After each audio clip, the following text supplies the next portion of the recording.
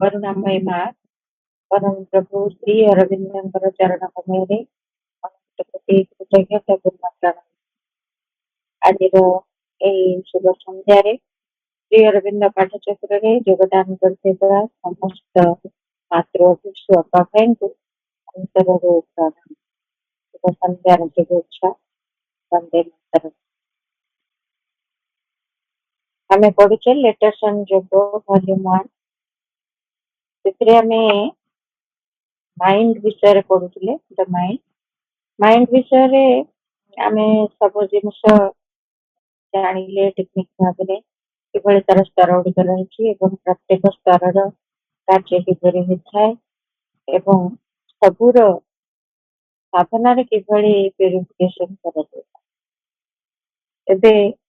नुआ चैप्टर टी आरंभ हम the vital being and vital consciousness प्राणसत्ता एवं प्राण चेतना। वाइटल माने आम समस्ते जाने प्राण तेणु प्राण सत्ता और प्राण चेतना संबंध में आम प्रभु चिठी करूँ अधिकतर भल भाव स्पष्ट भाव बुझार प्रयास करवा।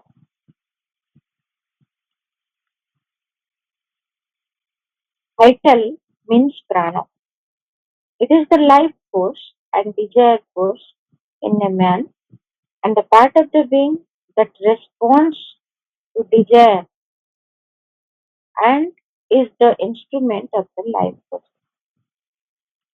प्राण होची भाइटल होची प्राण एक कथा आमे जानो तेबे ये होची सेही जीवन शक्ति life force and desire force कामना शक्ति मनुष्य भितर ये होची जीवन शक्ति एवं कामना शक्ति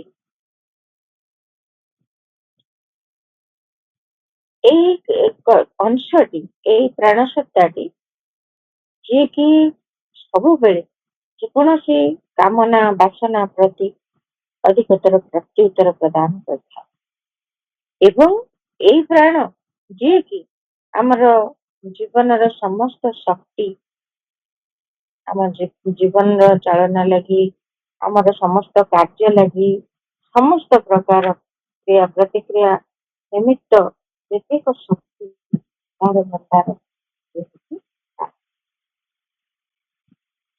तापर गोटे कथा प्रभु कहते true vital being and conscious यथार्थ प्राण सत्ता एवं प्राण चेतना कौन पुणी there is behind all the vital nature in man is a true vital being concealed and immobile which is quite different from the surface vital nature आमे जानू साधारणतः प्राणटा कि भाव रही अनेक कामना वासना ईर्षा द्वेष हिंसा अहंकार विभिन्न एमती निम्न प्रकृति गुड़िक लालसा शक्ति केते कथा ये सब को मध्य से धरी रखी एवं से गुड़िक क्रिया को से बहुत भल भाव प्रत्युत्तर प्रदान करे एवं से गुड़िक ही आम जानू जे सब हूँ प्राणर प्रतिकृति तेरे यही जे प्राण सत्ताटी रही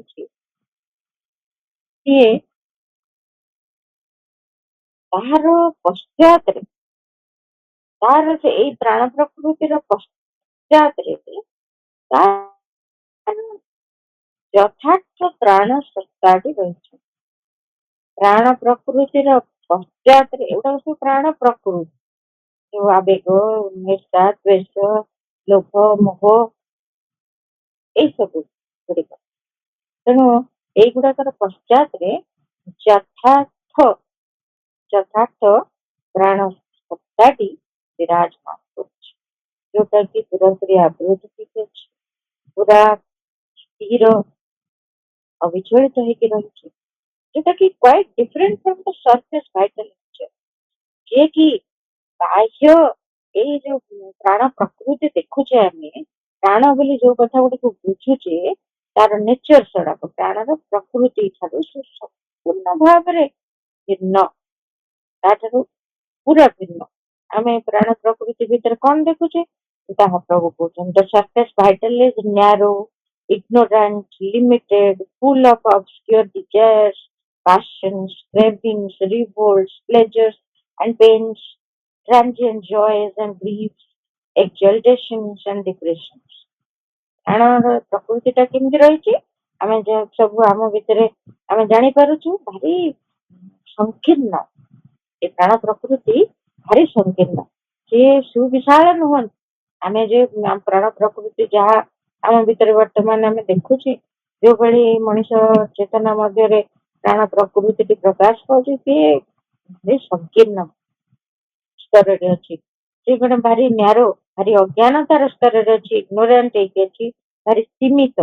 ଏବଂ ତା ଭିତରେ ବହୁତ ଅନ୍ଧକାରମୟ କାମନା ବାସନା ଗୁଡାକ ରହିଛି, ଆବେଗ ଗୁଡିକ ରହିଛନ୍ତି, ଲୋଭ ଲାଳସା ଗୁଡିକ ରହିଛନ୍ତି, ବିଦ୍ରୋହ ରହିଛି, ଏବଂ ସାମୟିକ କ୍ଷଣିକ ସୁଖ ଗୁଡିକ ରହିଛି, ଏବଂ ଯନ୍ତ୍ରଣା ଦୁଃଖ କଷ୍ଟ ଗୁଡିକ ରହିଛି, ଏବଂ ଅତି ଯୋଉ କ୍ଷଣସ୍ଥାୟୀ ସୁଖ ଭୋଗ ସେଗୁଡିକ ପାଇଁ ସେ ଲାଳାୟିତ ହେଇକି ସବୁବେଳେ ଲାଗିଥାଏ। ଏବଂ ଟିକେ ନ ପାଇଲେ ସେ ଭାରି ଡିପ୍ରେସ ହୁଏ, ଭାରି ହତାଶ ହେଇପଡେ, ନିରାଶ ହେଇପଡେ। ଏବଂ ଯଦି ସେଗୁଡିକ କିଛି ତାର ପୂରଣ ହେଇଗଲା, କାମନା ବାସନା ଯୋଗେ ଏଇ ସାମାନ୍ୟ କ୍ଷଣିକ ପଳାୟମାନ ସୁଖ ଟିକେ ପାଇଗଲା, ସେ ସୁଖ ଟିକେ ପାଇଗଲେ ସେ ଭାରି ଉଛୁଳି ପଡେ, ଭାରି ଖୁସିରେ ଉତ୍ତେଜିତ ହେଇପଡେ। ଯେମିତି ଆମେ ଜାଣିପାରୁଥିବା ଏଇ କଥା ଗୁଡିକ ଆମେ ମାନେ ମଧ୍ୟ ପ୍ରତ୍ୟେକ ଅନୁଭବ କରୁଛେ।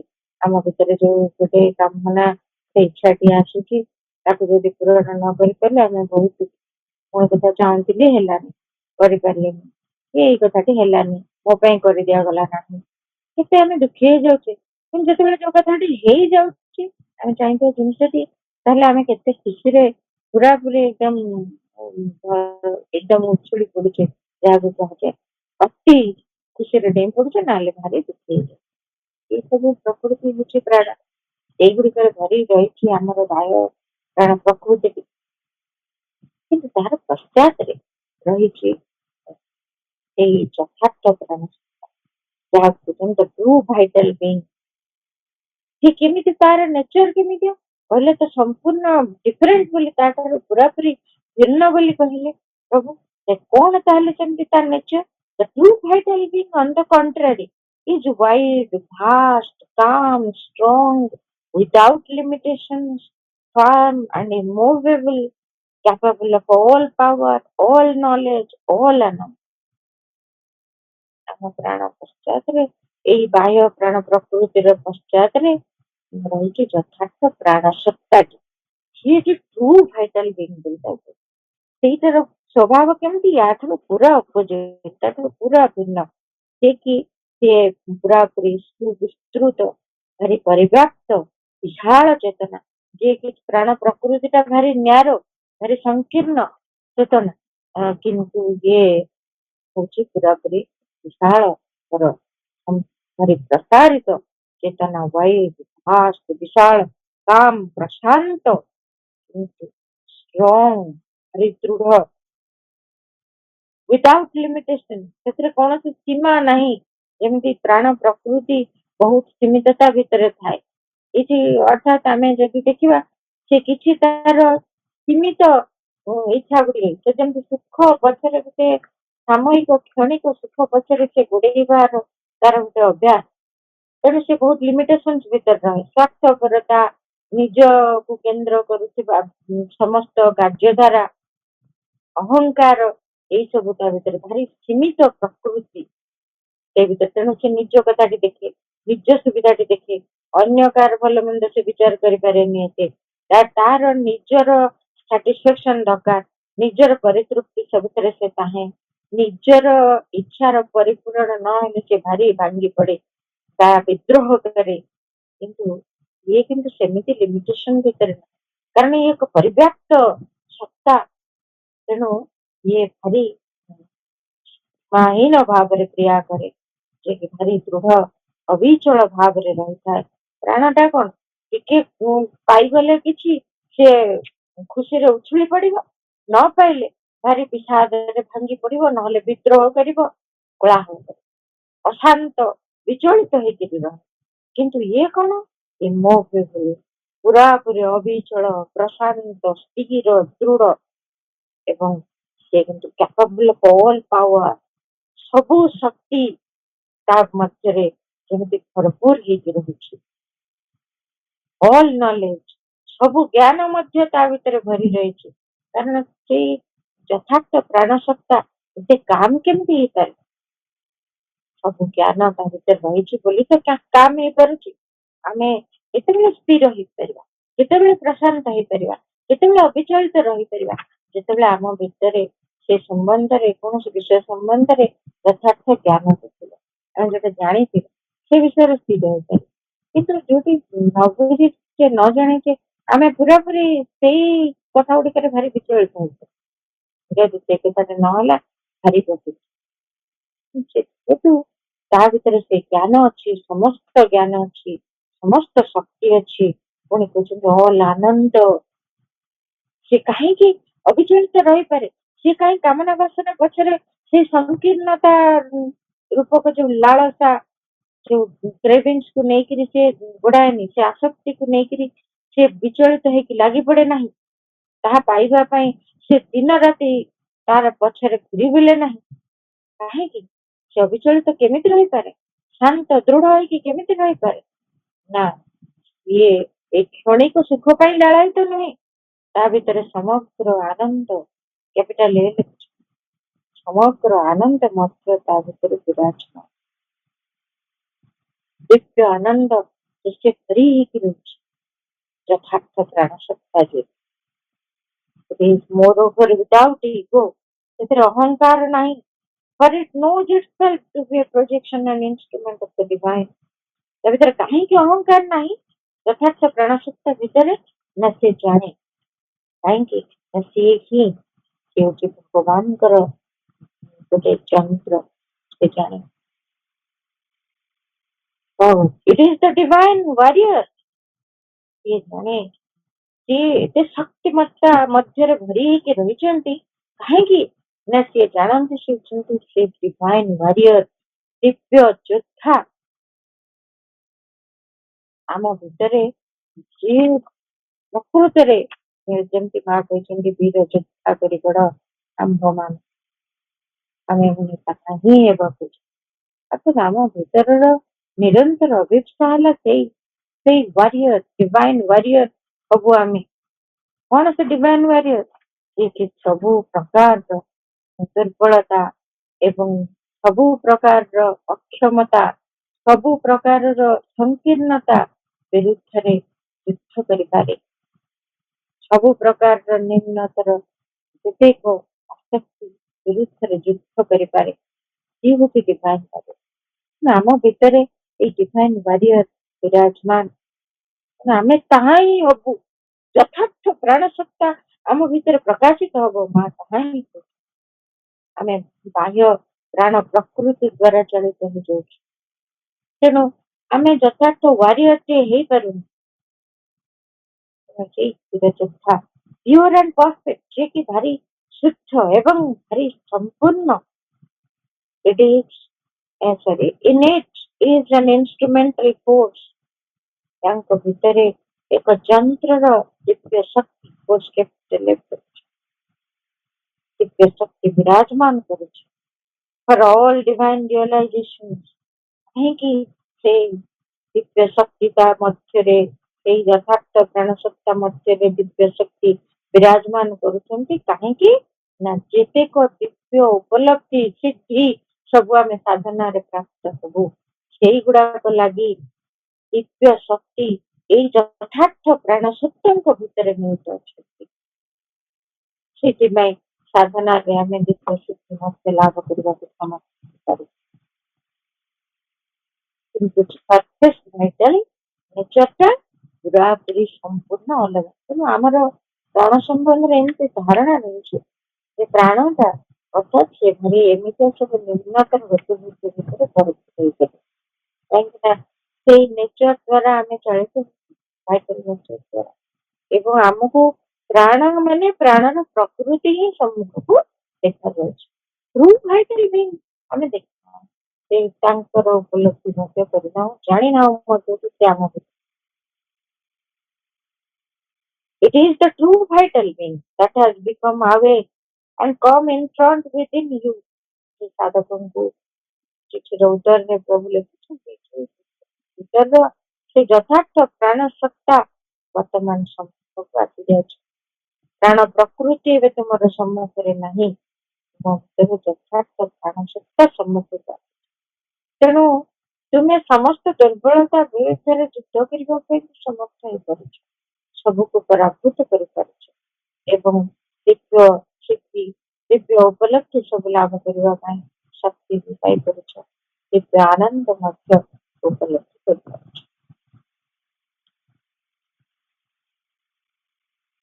When ହଁ, ପୁଣି ପ୍ରଭୁ କହୁଛନ୍ତି ଯେ ଇଏ ଯେମିତି ଗୋଟେ ଟ୍ରୁ ଭାଇଟାଲ ବିଂ ଅଛି, ସେମିତି in the same way there too a true mental being, ସେମିତି ଗୋଟେ true mental being ଅଛି।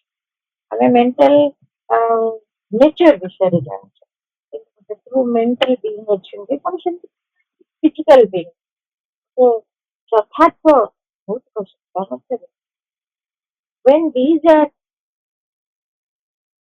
when these are manifest, then you are aware of a double existence in you, that the behind is always calm and strong, that on the surface alone is troubled and upset।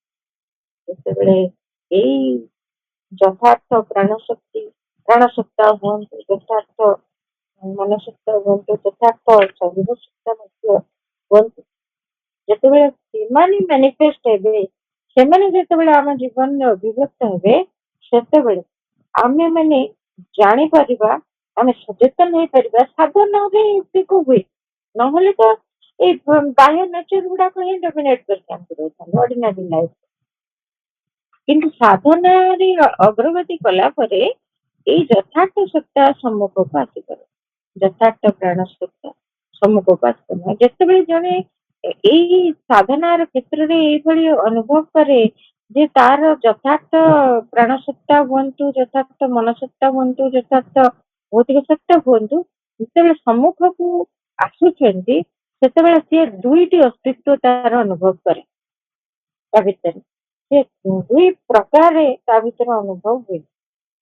କଣ ନା ତା ଭିତରେ ସବୁବେଳେ ଗୋଟିଏ ପ୍ରଶାନ୍ତି ଏବଂ ଗୋଟେ ଯେତେବେଳେ ପ୍ରାଣ ସତ୍ତା ଯଥାର୍ଥ ପ୍ରାଣ ସତ୍ତା ଅଭିବ୍ୟକ୍ତ ହୁଅନ୍ତି, ତା ଜୀବନରେ ସମ୍ମୁଖକୁ ଆସନ୍ତି, ସେତେବେଳେ ସେ ଅନୁଭବ କରେ ଯେ ଭିତରଟା ତାର ଭାରି ଦୃଢ, ପୁରା କବଚ ଭଳି ଦୃଢ ଏବଂ ତା ଭିତରେ ପୁରାପୁରି ଏତେ ଦୃଢତା, ଏତେ ଶକ୍ତିମତ୍ତ ସତ୍ୟ ବି ଏକ ପ୍ରଶାନ୍ତି ତା ଭିତରେ ବିରାଜ କରେ। ଯେମିତି ଆମେ ସାଧାରଣତଃ ଆମ ଭିତରେ ଯଦି ଟିକେ ଏନର୍ଜି ଆମେ ଫିଲ୍ କଲୁ, ଏଇଟା କରିଦେବି, ସେ କାମ କରିଦେବି, ଏମିତି କରିଦେବି, ଭାରି ଏକ୍ସାଇଟେଡ ହେଇକି ବାକି ସେମିତି ନୁହେଁ, ତା ଭିତରେ ଗୋଟେ ପ୍ରଶାନ୍ତି ଥିବ, କିନ୍ତୁ ସର୍ବଶକ୍ତିମତ୍ତା ଅନୁଭୂତିଟିଏ ମଧ୍ୟ ତା ଭିତରେ। ସେ ଜାଣିପାରିବ ଶକ୍ତି ମୋ ଭିତରେ ପ୍ରବଳ ଗଚ୍ଛିତ, ମୋ ଭିତରେ ଆନନ୍ଦ ମଧ୍ୟ ଅନୁଭୂତ, କିନ୍ତୁ ସେ ତାକୁ ନେଇକରି କୌଣସି ପ୍ରକାର ଉଛୁଳି ପଡିବା ଭଳି ସେଇଗୁଡାକର ପ୍ରଦର୍ଶନ ପାଇଁ, ସେଇଗୁଡାକର କାର୍ଯ୍ୟ ଲାଗି ସିଏ ପୁରା ଏକଦମ ଚଳଚଞ୍ଚଳ ହେଇକିରି ହେଇଯାଉ, ସେ ପୁରା ସ୍ଥିର ପ୍ରଶାନ୍ତ ଚିତ୍ତ ଭିତରେ ରହିପାରୁଥିବ ଏବଂ ସେ ଜାଣିପାରୁଥିବ ଭିତରେ ଏତେ ପ୍ରଶାନ୍ତି, ଏତେ ଦୃଢତା, ଏତେ ଶକ୍ତିମତ୍ତା, ଏତେ ଆନନ୍ଦର ଉପଲବ୍ଧି ରହୁଛି, କିନ୍ତୁ ବାହ୍ୟ ପ୍ରକୃତି ପୁରାପୁରି ତାର ବିପରୀତ ଆଚରଣ କରୁଛି। ସେଇ ଦିଟା ଯାକ ଏକ୍ଜିଷ୍ଟେନ୍ସକୁ ପ୍ରଥମେ ବୁଝିପାରିବେ। ଯେତେବେଳେ ସାଧନାରେ ଏଇ ଟ୍ରୁ ବିଂ ସମ୍ମୁଖକୁ ଆସିବେ, ଟ୍ରୁ ଭାଇଟାଲ ବିଂ ତା ଜୀବନରେ, ସେତେବେଳେ ସେ ଦିଟା ଯାକ ଅସ୍ତିତ୍ୱକୁ ଜାଣିପାରିବେ। କିନ୍ତୁ ଭିତରେ ସେ ଟ୍ରୁ ଭାଇଟାଲ ଶାନ୍ତ ଦୃଢ ଶକ୍ତିଶାଳୀ ହେଇକି ଅଛନ୍ତି, ପ୍ରଶାନ୍ତ ହେଇକି ଅଛନ୍ତି ଏବଂ ବାହ୍ୟ ପ୍ରାଣ ପ୍ରକୃତି କିଭଳି ସମ୍ପୂର୍ଣ୍ଣ ବିପରୀତ କ୍ରିୟାନ୍ବିତ କରୁଛି, ବିପରୀତ ସ୍ତରରେ ରହୁଛି। ସେ ଦୁଇ ପ୍ରକାର ଏମିତି କରିପାରିବେ ଯୋଉଟାକି ବାହ୍ୟ ପ୍ରକୃତିରେ ଭାରି ଅସୁବିଧା ବାଧା ଭଳି ରହିଛି ଏବଂ ଭାରି ଅନ୍ଧକାର ମଗ୍ନ ହେଇକି ରହୁଛି ଅନ୍ଧକାରରେ ନିମଜ୍ଜିତ କିନ୍ତୁ ଅନ୍ତର୍ଗତ ଭାବରେ ସେ ଅନୁଭବ କରିପାରୁଥିବ ଯଥାର୍ଥ ଭାବରେ but if the true being behind remains stable and you live in it, then the trouble and obscurity remain only on the surface. In this condition, the exterior parts can be dealt with more potently and they also made free and perfect. ସାଧନା ଅଧିକ ଆଗକୁ ଯେତିକି ଆମେ କରିବା ସେତିକି କଣ ହବ ଏଇ ଯୋଉ ଅନ୍ତରର ସତ୍ତା ଯୋଉ ଯଥାର୍ଥ ପ୍ରାଣ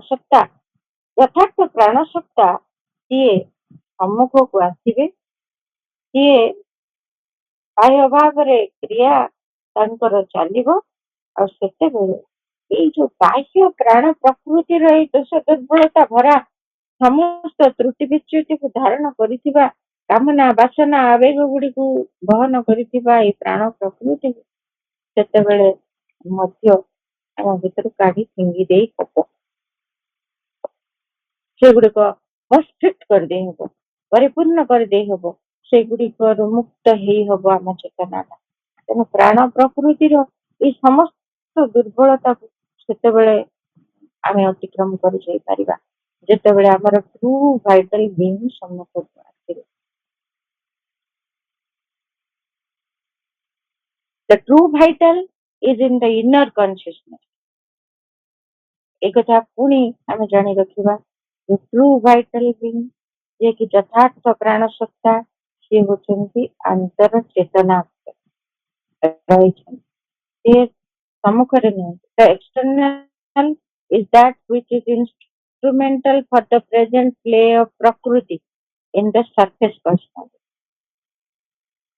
ସିଏ ସତ୍ତା ସିଏ ପ୍ରାଣ ପୁରୁଷ ସିଏ ଅନ୍ତରରେ ରହୁଛନ୍ତି ଏବଂ ଯେ ପ୍ରାଣ ପ୍ରକୃତି ସିଏ ତାର ଲୀଳା କରିଚାଲିଛି ବାହ୍ୟ ସ୍ତରରେ ପ୍ରାଣ ପ୍ରକୃତି ବାହ୍ୟ ଲୀଳା କରୁଛି ପ୍ରାଣ ପୁରୁଷ ପ୍ରାଣ ସତ୍ତା ଯଥାର୍ଥ ପ୍ରାଣ ପୁରୁଷ ସିଏ ଅନ୍ତର ଚେତନା ମଧ୍ୟରେ ରହିଛନ୍ତି when the change comes ଯେତେବେଳେ ଏମିତି ଭାବରେ ସାଧନାରେ ଗୋଟେ ପରିବର୍ତ୍ତନର ସମୟ ଆସେ the true vital rejects what is out of tune ସେତେବେଳେ true vital ସମ୍ମୁଖକୁ ଆସନ୍ତି ସେତେବେଳେ କଣ ହୁଏ ଯଥାର୍ଥ ପ୍ରାଣ ପୁରୁଷ ସମ୍ମୁଖକୁ ଆସିଲେ ସେ ରିଜେକ୍ଟ କରନ୍ତି ପ୍ରତ୍ୟାଖ୍ୟାନ କରିଦିଅନ୍ତି ବହିର୍ଭୂତ କରନ୍ତି କୋଉ କଥା ଗୁଡିକ ଯୋଉଗୁଡାକ ଆଉଟ ଅଫ ଟ୍ୟୁନ୍ କାରଣ ପ୍ରକୃତିର ଯୋଉ ସବୁ ଗୁଣ ଗୁଡାକ ଯୋଉ ସବୁ କାର୍ଯ୍ୟାବଳୀ ଯୋଉଗୁଡାକ କି ତାଙ୍କର ଧାରାରେ ନାହାନ୍ତି ଅର୍ଥାତ୍ ତାଙ୍କୁ ଯୋଉମାନେ ସହଯୋଗ କରୁନାହାନ୍ତି କାରଣ ପ୍ରକୃତିର ଯୋଉ କାର୍ଯ୍ୟ ଗୁଡିକ ସେଗୁଡାକୁ ସେ ପୁରା ରିଜେକ୍ଟ ଏବଂ ତାଙ୍କର ନିଜସ୍ୱ ସତ୍ୟ ସହିତ ଯୋଉମାନେ ସହଯୋଗ କରୁନାହାନ୍ତି ସେଗୁଡାକୁ ସେ ରିଜେକ୍ଟ କରିଦିଅନ୍ତି ଏବଂ and makes it a true instrument for its expression ଏବଂ ପ୍ରାଣଟିକୁ ତାଙ୍କର ପରିପ୍ରକାଶ ନିମିତ୍ତ ତାଙ୍କରି ଅଭିବ୍ୟକ୍ତି ନିମିତ୍ତ ସିଏ ଗୋଟେ ଯଥାର୍ଥ ଯନ୍ତ୍ର କରିଦିଅନ୍ତି କାରଣ ପ୍ରକୃତିର ସମସ୍ତ ଦୁର୍ବଳତାକୁ ରିଜେକ୍ଟ ଯୋଉଡାକ ତାଙ୍କର ଯୋଉ ସତ୍ୟ ପ୍ରତି ସହଯୋଗୀ ନୁହନ୍ତି ସେଗୁଡିକୁ ସେ ଏବଂ ତାକୁ ଗୋଟେ ଶୁଦ୍ଧ କରିଦିଅନ୍ତି ଯଥାର୍ଥ ଯନ୍ତ୍ରଟିଏ କରିଦିଅନ୍ତି ସେଇ ଯଥାର୍ଥ ପ୍ରାଣ ପୁରୁଷଙ୍କର ପରିପ୍ରକାଶ ନିମିତ୍ତ ଅଭିଯୁକ୍ତ ସେତେବେଳେ ସେଇ ପ୍ରାଣଟି ଗୋଟେ ଯନ୍ତ୍ର ହେଇଯାଏ a means of expression of its inner will ତାଙ୍କର ନିଜର ଆନ୍ତର ସଂକଳ୍ପ ବା ଇଚ୍ଛା ଶକ୍ତିର ପରିପ୍ରକାଶ କରିବା ପାଇଁ ସେ ଯନ୍ତ୍ର କରିଦିଅନ୍ତି ପ୍ରାଣ ତେଣୁ ସେତେବେଳେ ପ୍ରାଣଟା ଆଉ ଲୋୟର ନେଚରକୁ ରେସ୍ପଣ୍ଡ କରେନି ପ୍ରାଣଟା ସେତେବେଳେ ଆଉ ନିମ୍ନ ପ୍ରକୃତିକୁ କୌଣସି ପ୍ରତ୍ୟୁତ୍ତର ଦିଏ ନାହିଁ ସେତେବେଳେ ସିଏ ପୁରା ସେଇ ଉର୍ଦ୍ଧ୍ୱତର ପ୍ରାଣ ସତ୍ତାଙ୍କୁ ହିଁ କାରଣ ପୁରୁଷଙ୍କୁ ହିଁ ସବୁ ପ୍ରତ୍ୟୁତ୍ତର ଦିଏ। ତାଙ୍କରି ତାଳରେ ସମତାଳ ହୋଇ ସିଏ ଗୋଟେ ଯନ୍ତ୍ର ହୋଇ ଉଠେ। ସେଇ ପ୍ରାଣ ପୁରୁଷଙ୍କର ଅଭିବ୍ୟକ୍ତି ଯେତେବେଳେ ସାଧନାର ସେଇ ପର୍ଯ୍ୟାୟରେ the strong distinction between the two practically disappears। ସେତେବେଳେ ଏଇ ଷ୍ଟ୍ରଙ୍ଗ ଡିଷ୍ଟିଂସନ ଟା ଏଇ ଯୋଉ ଗୋଟେ ପ୍ରକାର ଭିନ୍ନତା ଦୁହିଁଙ୍କ ଭିତରେ ପ୍ରାଣ ପ୍ରକୃତି ଏବଂ ପ୍ରାଣ ପୁରୁଷଙ୍କ ଭିତରେ ଯୋଉ ଗୋଟେ ଭିନ୍ନତା ରହିଛି ଆମର ଚେତନା ମଧ୍ୟରେ ତାହା ପୁରାପୁରି ବ୍ୟବହାରିକ ଦୃଷ୍ଟିରୁ ମଧ୍ୟ ଅନ୍ତର୍ଭୁତ ହୋଇଯାଏ। ଆଉ ସେଟା ରହେନି, ଆଉ ସେଇ ପାର୍ଥକ୍ୟଟି ରହେନି, ସେ ପୁରାପୁରି ବର୍ତ୍ତମାନ ଗୋଟିଏ ସତ୍ତା ହେଇଯାଏ। ଅର୍ଥାତ୍ ପ୍ରାଣ ପ୍ରକୃତି ରୂପାନ୍ତରିତ ହେଇଗଲା। ସେତେବେଳେ ସେଇ ପ୍ରକୃତି ଏବଂ ପୁରୁଷ ଏକ ଅଭିନ୍ନ। ସେତେବେଳେ ପ୍ରାଣଟା ରୂପାନ୍ତରିତ ହେଇଥାଏ ଏବଂ ଆମେ ସେତେବେଳେ କହିବା ଯେ ତାହା ଯଥାର୍ଥ ଦିବ୍ୟ ଶକ୍ତି ଧାରଣ କରିଛି, ଦିବ୍ୟ ଆନନ୍ଦର ଯନ୍ତ୍ର ହେଇଯାଇଛି ଏବଂ ଦିବ୍ୟ ସଂକଳ୍ପକୁ ନିଜ ମଧ୍ୟରେ ସେ କ୍ରିୟାଶୀଳ କରିପାରୁଛି। ସେ କଣ୍ଡିସନଟା ତାହେଲେ ପ୍ରଥମରୁ ଆମେ ବାହ୍ୟ ପ୍ରାଣ ପ୍ରକୃତିରେ ରହିଛେ, କିନ୍ତୁ ଭିତରେ ଯଥାର୍ଥ ପ୍ରାଣ ସତ୍ତା ବା ପ୍ରାଣ ପୁରୁଷ ନିବାସ କରୁଛନ୍ତି, ଯିଏକି ବାହ୍ୟ ପ୍ରାଣ ପ୍ରକୃତି ଠାରୁ ସମ୍ପୂର୍ଣ୍ଣ ଭାବରେ ବିପରୀତ ଏବଂ କିନ୍ତୁ ସାଧନାର କିଛି ସାଧନାରେ କିଛି ଦୂର ଅଗ୍ରସର ହେଲା ପରେ ଆମେ ଦୁଇଟି ଯାକର ଅନୁଭବ କରିପାରିବା। ଏବେ କେବଳ ପ୍ରାଣ ପ୍ରକୃତିକୁ ଅନୁଭବ କରୁଛୁ, ପ୍ରାଣ ପୁରୁଷଙ୍କୁ ଅନୁଭବ କରିବା। କିନ୍ତୁ କିଛି ସାଧନାରେ ଅଗ୍ରଗତି କଲା ପରେ ହିଁ ଦୁଇଟି ଯାକ ଅସ୍ତିତ୍ୱକୁ ଅନୁଭବ କରିପାରିବା। ଅନୁଭବ କରି ତାପରେ ଧୀରେ ଧୀରେ ପୁଣି ସେଇ ସାଧନା ଜାରି ରଖିଥିଲେ ସେଇ ଅନ୍ତରର ଭାଇଟାଲ ବିଙ୍ଗ ଯଥାର୍ଥ ପ୍ରାଣ ସତ୍ତା ବା ପ୍ରାଣ ପୁରୁଷ ସମ୍ମୁଖକୁ ଆସିବେ। ଆସି ଏଇ ପ୍ରାଣ ପ୍ରକୃତିର ଦୋଷ ତ୍ରୁଟି ଗୁଡିକୁ ସେ ରିଜେକ୍ଟ କରି ତାର ଯାହା ସଂଶୋଧନ କରିବା କଥା କରି ସେ ତାଙ୍କରି ସମତାଳରେ ଚାଲିବା ଲାଗି ସେଇ ପ୍ରାଣଟିକୁ ଗୋଟେ ଯନ୍ତ୍ର କରିଦେଇଥାଏ। ସେତେବେଳେ ଆଉ ପ୍ରାଣ ପ୍ରକୃତି ଅଲଗା, ପ୍ରାଣ ପୁରୁଷ ଅଲଗା ହେଇକି ରହିବେନି। ତେଣୁ ଡିଷ୍ଟିଂସନ ଟା practically disappear। The higher and lower vital are divisions of the ordinary vital and equal ignorance. It is the true vital that is in contact with the divine। ଆମେ ଜାଣିଛୁ ଗୋଟେ ହାୟର ଭାଇଟାଲ ଗୋଟେ lower vital, ଉଚ୍ଚ ପ୍ରାଣ ନିମ୍ନ ପ୍ରାଣ ଏମିତି ଜାଣିଛୁ। ଆଉ division of the ordinary vital, ପ୍ରାଣର ଇଏ ହଉଛି ଦୁଇଟି ଭାଗ, ଗୋଟେ ଅତି ନିମ୍ନ ସ୍ତରର ଆଉ ଗୋଟେ ତାଠାରୁ ଟିକେ ଉଚ୍ଚ ସ୍ତରର ପ୍ରକୃତି, କିନ୍ତୁ ଦୁଇଟା ଯାକ ସମାନ ଭାବରେ ଅଜ୍ଞାନତା ପୂର୍ଣ୍ଣ ଅନ୍ଧକାର ମଧ୍ୟରେ ରହିଛନ୍ତି। ସେମାନଙ୍କର ସେ ଯଥାର୍ଥ ଜ୍ଞାନ ନାହିଁ, ଯଥାର୍ଥ ଆନନ୍ଦ ସେମାନେ ଅନୁଭବ କରିନାହାନ୍ତି ଏବଂ ଯଥାର୍ଥ ଭାବରେ ସେମାନେ ଶକ୍ତିଶାଳୀ ମଧ୍ୟ ନୁହନ୍ତି। ତାଙ୍କର ପ୍ରକୃତି ଦ୍ୱାରା ସେମାନେ ଦୁର୍ବଳ, ଅନେକ ଦୁର୍ବଳତା, ଅନେକ ସୀମିତତା, ଅନେକ ପ୍ରକାରେ ସେମାନେ ସୀମାବଦ୍ଧ ହୋଇ it is the true vital that is in contact with the divine। ये ही ଯଥାର୍ଥ ପ୍ରାଣ ପୁରୁଷ ଯିଏ ଆମ ଅନ୍ତର ଚେତନା ମଧ୍ୟରେ ରହିଛନ୍ତି, ଇଏ ହିଁ ଭଗବତ ଚେତନା ସହିତ ଏକାକାର ହେଇକି ରହିଛି, ତାଙ୍କ ସହିତ ସମ୍ପର୍କିତ ହେଇକି ରହିଛି। ସିଏ କିନ୍ତୁ ଅଜ୍ଞାନତା ପୂର୍ଣ୍ଣ ନୁହନ୍ତି, ସିଏ ଜ୍ଞାନର ଆଲୋକରେ ପୂର୍ଣ୍ଣ, ତାଙ୍କ ଭିତରେ ସବୁ କିଛି ସ୍ପଷ୍ଟ ଏବଂ ସେ ହଉଛନ୍ତି ସବୁ ସାମର୍ଥ୍ୟରେ ଭରପୁର, ସେ ହଉଛନ୍ତି ଯଥାର୍ଥ ଭାବରେ ବିନମ୍ର, ସେ ହଉଛନ୍ତି ଯଥାର୍ଥ ଆନନ୍ଦର ଅଧିକାରୀ।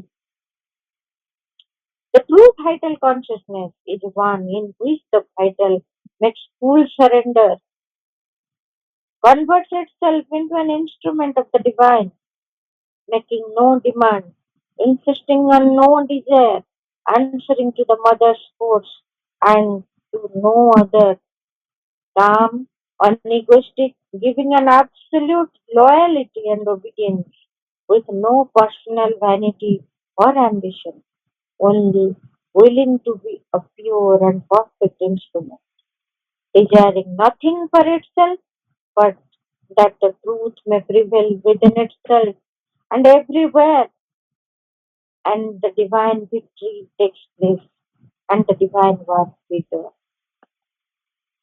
এই টু ଭାଇଟାଲ କନସିୟସନେସ୍ କଥା, ଏଇ ଯୋଉ ଯଥାର୍ଥ ପ୍ରାଣ ଚେତନାଟା ହଉଛି କଣ, ଇଏ ହଉଛି ଏମିତି ଏକ ପ୍ରାଣ ଚେତନା ଯୋଉଥିରେ କି ପ୍ରାଣଟା ପୂର୍ଣ୍ଣ ଭାବରେ ସମର୍ପିତ।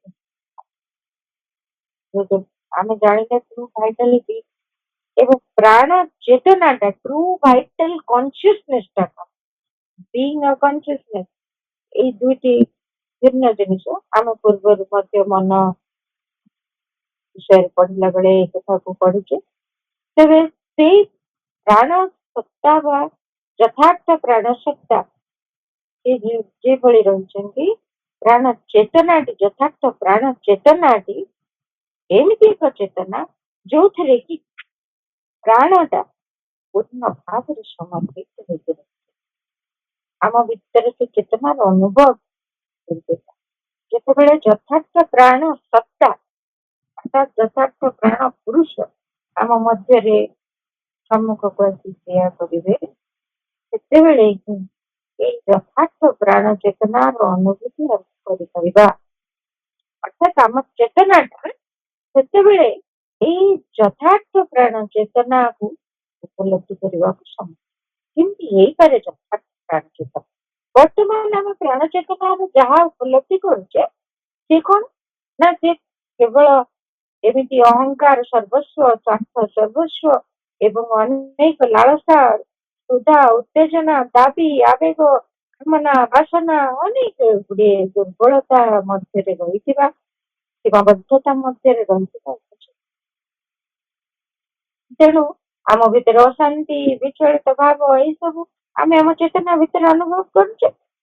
କିନ୍ତୁ ଯେତେବେଳେ ଯଥାର୍ଥ ପ୍ରାଣ ଚେତନା ଆମ ଭିତରେ ଅନୁଭୂତ ହବ, ଅର୍ଥାତ୍ ଯଥାର୍ଥ ପ୍ରାଣ ସତ୍ତା ଯେତେବେଳେ ସବୁ କିଛି ରୂପାନ୍ତରିତ କରି ପ୍ରକାଶିତ ହେବେ, ଆମ ଜୀବନରେ ଅଭିବ୍ୟକ୍ତ ହେବେ, ସେତେବେଳେ ଯଥାର୍ଥ ପ୍ରାଣ ଚେତନାର ଉପଲବ୍ଧି ଆମେ କରିପାରିବା, ଯୋଉଥିରେ କି ଆମ ପ୍ରାଣଟି ପୂର୍ଣ୍ଣ ଭାବରେ ସମର୍ପିତ ହେଇକି ଥିବ।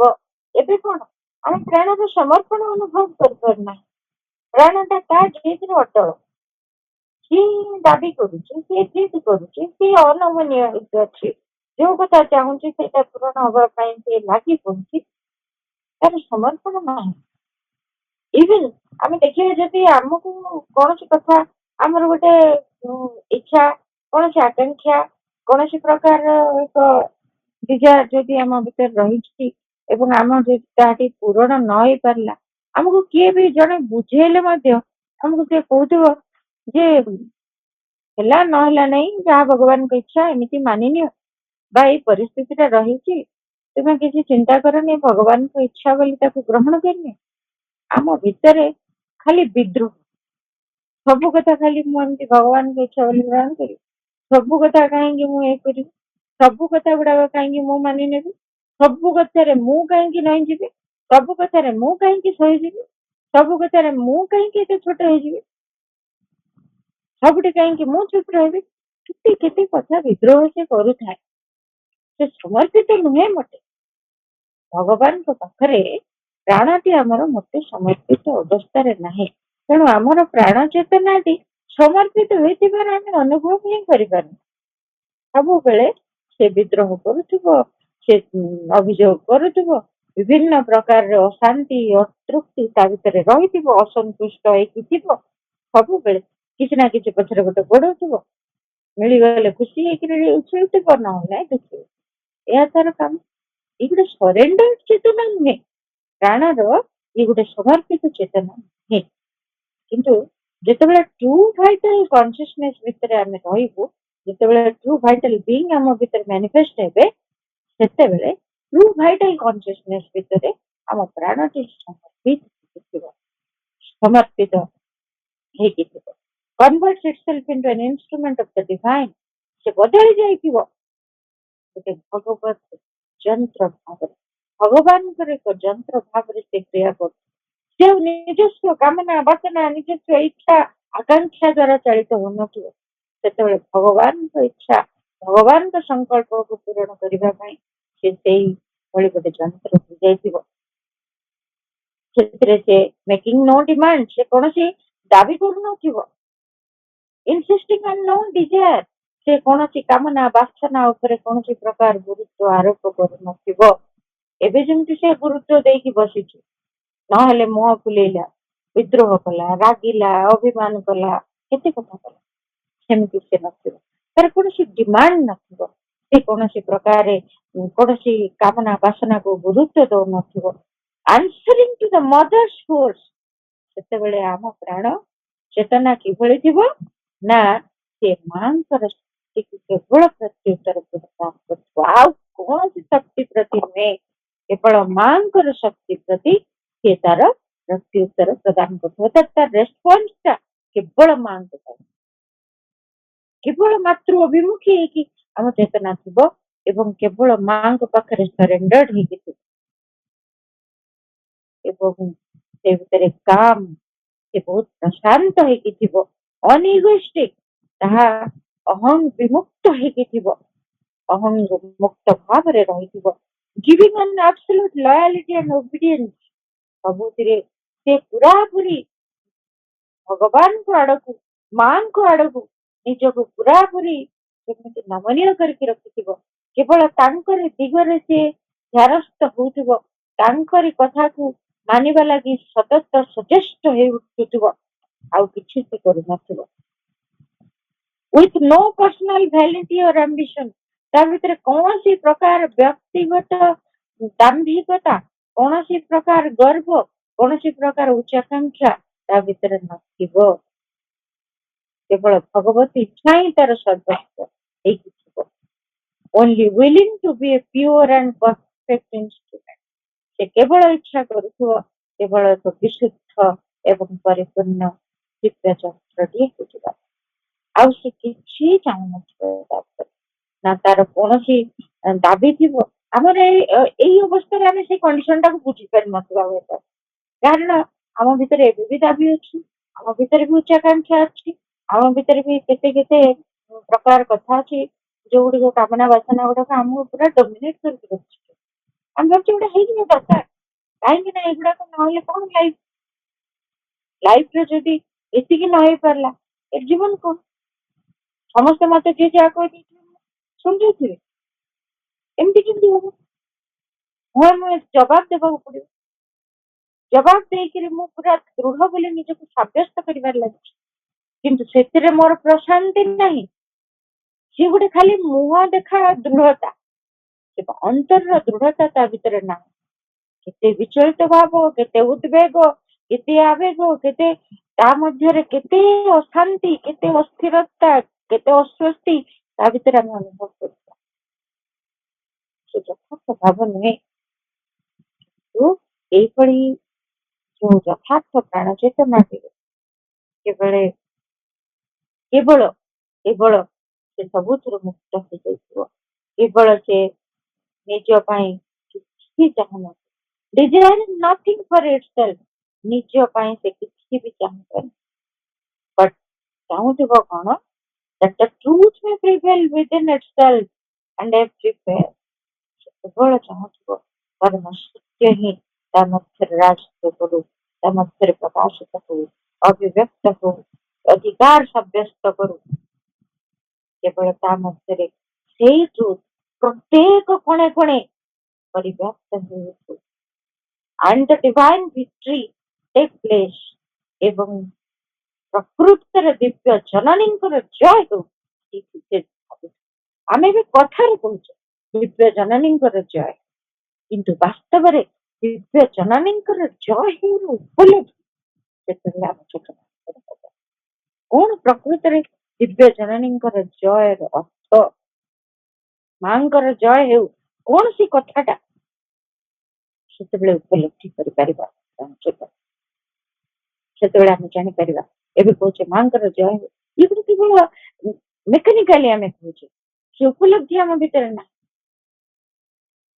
ଉପଲବ୍ଧି କେତେବେଳେ ହବ ଯେତେବେଳେ ବାସ୍ତବରେ ମାଙ୍କ ଇଚ୍ଛାଟି ଆମ ଭିତରେ ପ୍ରତିଷ୍ଠିତ ହୁଏ ଆଉ ଆମ ପ୍ରାଣ କେବଳ ତାକୁ ହିଁ ଅନୁସରଣ କରୁଥିବ, ଆଉ କିଛି ଅନୁସରଣ କରିବ ନାହିଁ। ତା ନିଜର ସ୍ୱତନ୍ତ୍ର କୌଣସି ଇଚ୍ଛା ଆକାଂକ୍ଷା ରଖିବ। ଆମ ପ୍ରାଣର ଏବେ ଯାଏ ସେଇଭଳି ଅବସ୍ଥାଟି ଆମେ ପାଇନି। ତେଣୁ ଏମିତି ଗୋଟେ ଯଥାର୍ଥ ପ୍ରାଣ ଚେତନାର ଉପଲବ୍ଧି ଆମେ ହୁଏତ କରିପାରିବା। ସେ ଦିଗରେ କିନ୍ତୁ ଆମେ ଯାଉଛେ, ଏମିତି ନୁହେଁ ଯେ ଆମେ ବିଫଳ ହେଇଯାଏ ବା ଆମେ ଯାଇପାରିବାନି, ତାହା ନୁହେଁ। ଏଇ ତ ପର୍ଯ୍ୟାୟ ସବୁ, ଏଇ ସବୁ ପର୍ଯ୍ୟାୟ ଦେଇକି ହିଁ ଆମେ ଆଗକୁ ଯାଉଛେ, କାରଣ ସାଧନାରେ ଅଗ୍ରଗତି କଲା ପରେ ଆମେ ଏଇ ସ୍ତରକୁ ସବୁ ଯିବା। ସେତେବେଳେ ଉପଲବ୍ଧି କରିପାରିବା ଯଥାର୍ଥ ସମର୍ପଣ କିଭଳି ହୁଏ, କାରଣ ସେତେବେଳେ ଆମ ପ୍ରାଣ ସତ୍ତା ପୂର୍ଣ୍ଣ ସମର୍ପିତ ହୋଇଥିବ କେବଳ, ଏବଂ ସେତେବେଳେ ହିଁ ଡିଭାଇନ ଭିକ୍ଟୋରୀଟା କଣ ସେ ଜାଣେ ଏବଂ ଚାହିଁବ କେବଳ ସେ ଦିବ୍ୟ ଜନନୀଙ୍କର ଦିବ୍ୟ ବିଜୟ ହିଁ ଚତୁର୍ଦିଗରେ, ଚାରିଆଡେ କେବଳ ତାଙ୍କରି ବିଜୟ ହିଁ ହଉ, ସେଇ କଥା ସେ ବାସ୍ତବରେ ଜାଣେ। And the divine work we done, ଦିବ୍ୟ କର୍ମ ମଧ୍ୟ କରାଯାଇପାରୁ ଏବଂ ତାହାରି ଶକ୍ତିକୁ ସେ ପୂର୍ଣ୍ଣ ଭାବରେ ନିୟୋଜିତ କରିବ କେବଳ ଦିବ୍ୟ କାର୍ଯ୍ୟ, ଅର୍ଥାତ୍ ଯାହା କାର୍ଯ୍ୟ କରିବ ସେ ସବୁ ଦିବ୍ୟ କର୍ମ। ସେତେବେଳେ ତାର ସମଗ୍ର ଶକ୍ତି ୟୁଟିଲାଇଜ ହବ ଦିବ୍ୟ କର୍ମର, ସେ ଏକ ଯଥାର୍ଥ ଯନ୍ତ୍ର। ଦିବ୍ୟ କର୍ମ ତାର ସମସ୍ତ ଏନର୍ଜିରେ ବ୍ୟବହୃତ ହୁଏ, ସବୁ ଏନର୍ଜି ଗୁଡାକ ବ୍ୟବହୃତ ହବ ଦିବ୍ୟ କର୍ମରେ ଏବଂ ସେ ଜାଣିପାରିବ କେମିତି ଦିବ୍ୟ ଭାଗବତ କର୍ମ କରାଯାଉଛି। ଏଇ କେବଳ ତା ଭିତରେ ଇଚ୍ଛାଟି ବାକି ରହୁଛି, ଆଉ କିଛି କିଛି କିଛି ନା ନିଜସ୍ୱ କିଛି ଇଚ୍ଛା, ନା କୌଣସି ଆକାଂକ୍ଷା, ନା କୌଣସି ଦାବି, ନା କୌଣସି ପ୍ରକାରେ ତାର ଅଛି କିଛି କେବଳ ସେ ସବୁଠି କେବଳ ତାଙ୍କରି ବିଜୟ, ସବୁଠି କେବଳ ତାଙ୍କରି କାର୍ଯ୍ୟ, ସବୁଠି କେବଳ ତାଙ୍କରି ଉପସ୍ଥିତି ପରମ ସତ୍ୟର ରାଜତ୍ୱ। ସେଥିପାଇଁ ଗୋଟିଏ କଥା ତା ମଧ୍ୟରେ ଗୁରୁତ୍ୱପୂର୍ଣ୍ଣ, ଏମିତି ସେବକ ସେ ହେଇଥିବ ଏଠି ସମର୍ପିତ ହୁଏ। ଆମେ ଏବେ କଣ ଗୋଟେ ଟିକେ କୋଉଠି ମାଙ୍କର କାର୍ଯ୍ୟ ବୋଲି ନିଜେ ଆମେ ଯାହା ଭାବିଛୁ, ଏଇଟା ମାଙ୍କ କାମ, ସେଇଟା ମାଙ୍କ କାମ, ସେଇଟା ମାଙ୍କ କାମ, ବହୁତ ଗୁଡା କାର୍ଯ୍ୟ ଆମେ ଭାବୁଛୁ ଯେ ମାଙ୍କ କାମ ନୁହଁ। ମାଙ୍କ କାମ ନୁହଁ କୋଉଟା, ମାଙ୍କ କାର୍ଯ୍ୟ କୋଉଟା, ତାହା ମଧ୍ୟ ବୁଝିବା ଆମର ବାକି ରହିଛି ଏବେ ଯାଏ। ସେ ଉପଲବ୍ଧି ମଧ୍ୟ ଆମର, କାରଣ ସେଇ ସମର୍ପିତ ଚେତନାରେ କର୍ମଟି କଲେ ଯେକୌଣସି କର୍ମ ମାଙ୍କର କାର୍ଯ୍ୟ, ଯେକୌଣସି କର୍ମ ଦିବ୍ୟ କର୍ମ, କିନ୍ତୁ ଆମେ ସେଇ ଚେତନା ସେଇ ମନୋଭାବ ନେଇକି ଦିବ୍ୟ କର୍ମ କରିପାରୁନା। ତେଣୁ ଆମ ଏନର୍ଜି ଗୁଡାକ ପ୍ରାଣ ପ୍ରକୃତି ପ୍ରାଣ ସତ୍ତାର ଯୋଉ ୟୁଟିଲାଇଜ ହଉଛି ଯୋଉ ଶକ୍ତି ଗୁଡାକ, ସେଗୁଡାକ ବ୍ୟର୍ଥରେ ଉପଯୋଗୀ, ସେଗୁଡିକ ସେତେବେଳେ ଯଥାର୍ଥ ଭାବରେ। ତେଣୁ ଏଇ କାମନା ବାସନା ପୂରଣ କରିବା ପାଇଁ, ଏଇ ସମସ୍ତ ଆବେଗ ଉଚ୍ଚାକାଂକ୍ଷାକୁ ପୂର୍ଣ୍ଣ କରିବା ପାଇଁ ଯେଉଁ ଶକ୍ତିର ଅପଚୟ ଘଟୁଛି, ସେଭଳି ତ ଆଉ ହବନି। ସେତେବେଳେ କେବଳ ଦିବ୍ୟ ଚେତନା ମଧ୍ୟରେ ଦିବ୍ୟ ଶକ୍ତିର ଦିବ୍ୟ ପ୍ରୟୋଗ ହଉଥିବ, ଦିବ୍ୟ କର୍ମ ସଂଗଠିତ ହଉଥିବ, ଦିବ୍ୟ ଭାଗବତ ବିଜୟ ଚତୁର୍ଦିଗରେ ନିଶ୍ଚିତ ଭାବରେ ହବ ଏବଂ ସେଇ ଦିବ୍ୟ ପରମ ସତ୍ୟ ସବୁଠି ଏଇ ଇଚ୍ଛାଟି ହବ କେବଳ ସେଇ ପ୍ରାଣ ଚେତନା ମଧ୍ୟରେ ଚତୁର୍ଦିଗରେ ବ୍ୟାପ୍ତ, ଯଥାର୍ଥରେ ବ୍ୟାପ୍ତ। ଏବେ ବି ଆମେ ଚାହୁଁଛେ, କିନ୍ତୁ ଚାହୁଁଛେ ସେଇଟା ପାଇଁ କିଛି କରିପାରୁନି। କେତେ ସମୟରେ ଆମ ପ୍ରାଣ ସେଥିରୁ ପଶ୍ଚାତପଦ ହଉଛି, ନିଜର କେତେକ ଦାବି ପଛରେ ସେ ଲାଗି ଯାଉଛି। କିନ୍ତୁ ସେତେବେଳେ ଏଇଟା ଆଉ ହବନି, ନୋ ଡାଇଭର୍ସନ, କେବଳ କେବଳ କେବଳ ସେ କରିବ। ଆଜିର ଆଲୋଚନାକୁ ମାଙ୍କ ପାଦ ପଦ୍ମରେ କୃତଜ୍ଞତା ପୂର୍ଣ୍ଣ ପ୍ରଣାମ ସହିତ ନିବେଦନ କରୁଛି। ଆଉ ଭାଇମାନଙ୍କୁ ଅନ୍ତର ଧନ୍ୟବାଦ।